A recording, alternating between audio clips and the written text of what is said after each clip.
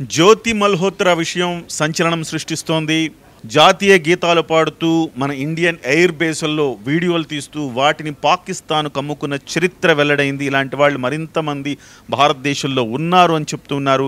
ఈ ఇంటి దొంగల భరతం ఎలా పట్టాలి? ప్రస్తుతం మనతో పాటుగా దీని మీద స్పందించడానికి గ్రూప్ కెప్టెన్ పెమ్మసాని రాజేంద్ర ప్రసాద్ గారు ఉన్నారు. ఆయనతో మాట్లాడదాం. సార్, మన శత్రు దేశాలంటే ఎప్పుడు కూడా ఎస్పైనేజ్ యాంగిల్లో అంటే దొంగతనంగా మన వాళ్ళ ద్వారా మన ఇన్ఫర్మేషన్ని సేకరించడానికి సర్వ విధాలా కృషి చేస్తుంటాయి.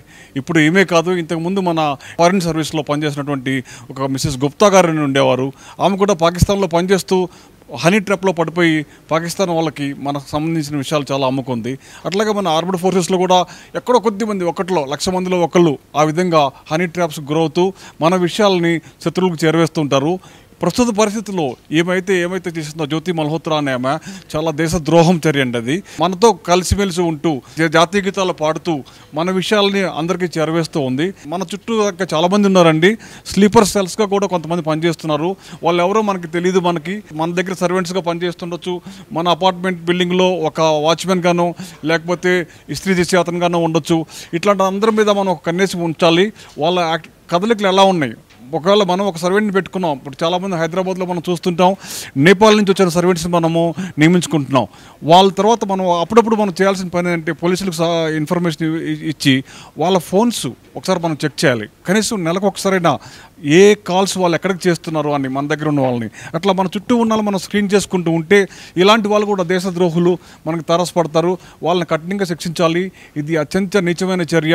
మనతో ఉంటూ మన గాలి పీల్చుకుంటూ మన నీరు తాగు సీక్రెట్స్ని అమ్ముకుంటే మనం ఎంత శక్తివంతంగా ఉన్నా కానీ మనం యుద్ధంలో ఒక్కోసారి మనం విజయాన్ని పొందవచ్చు. కాబట్టి వీళ్ళ గురించి మనము చాలా జాగ్రత్తగా ఉండాలి.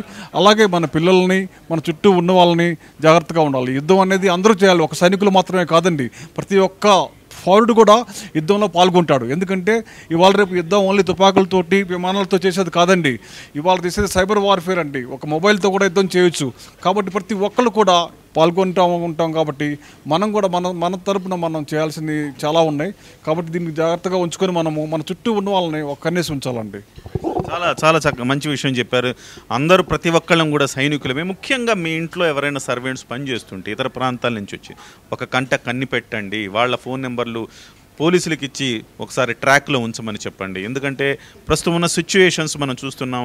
జ్యోతి మల్హోత్రా పేరు చూస్తే పాకిస్తాన్కి అమ్ముడుపోయే రకం అని మనకు అనిపించదు. దేశభక్తి గీతాలు పాడుతుంది, కానీ ఈ రకమైన కుట్రకు పాల్పడింది. ఇలాంటివి అన్ని అంశాల్లో ప్రతి ఒక్కళ్ళం అప్రమత్తంగా ఉండాలి. ప్రతి ఒక్కళ్ళం సైనికులుగా వ్యవహరించాల్సిన ఆవశ్యకత ఉందని రాజేంద్ర ప్రసాద్ గారు చెప్తున్నారు. నమస్తే.